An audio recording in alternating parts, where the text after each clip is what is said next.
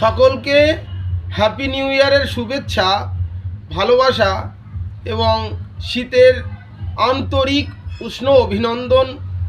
আমি শিশির দাস চলে এসেছি আরেকটি আন্দোলনের বার্তা নিয়ে আমাদের ফ্রেশারদের পক্ষ থেকে।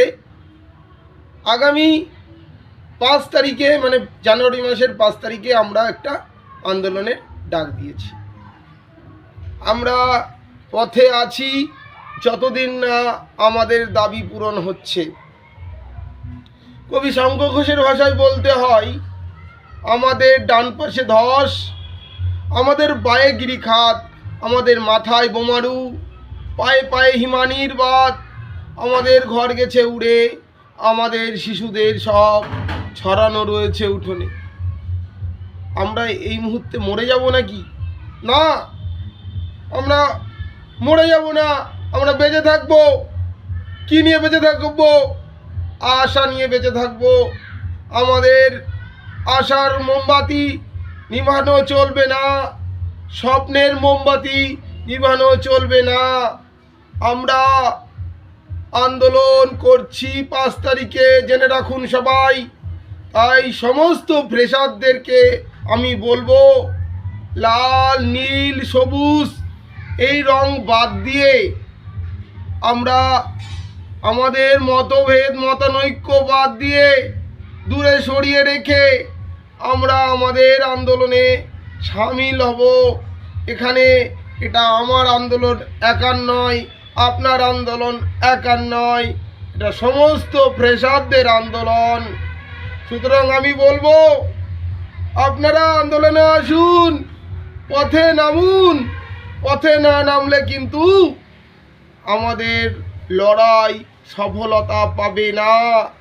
পথে আমাদের থাকতে হবে যতদিন না দাবি আদায় হচ্ছে।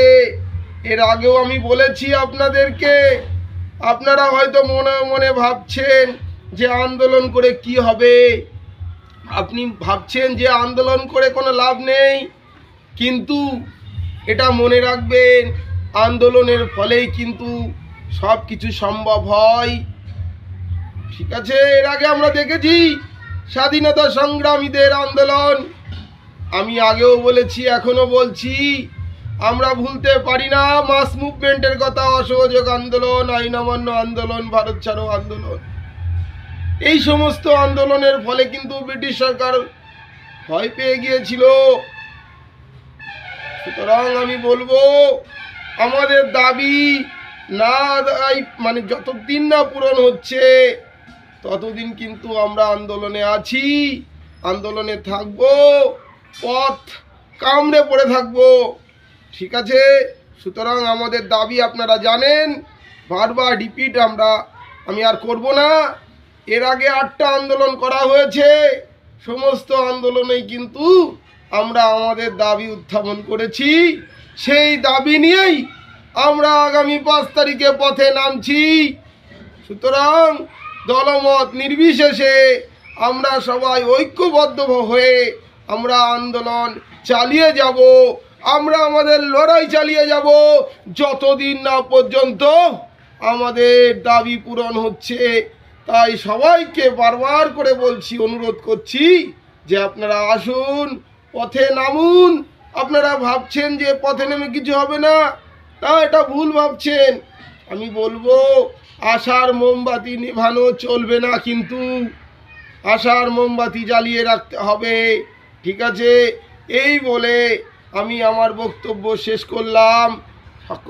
সকলেই ভালো থাকবেন, সুস্থ থাকবেন।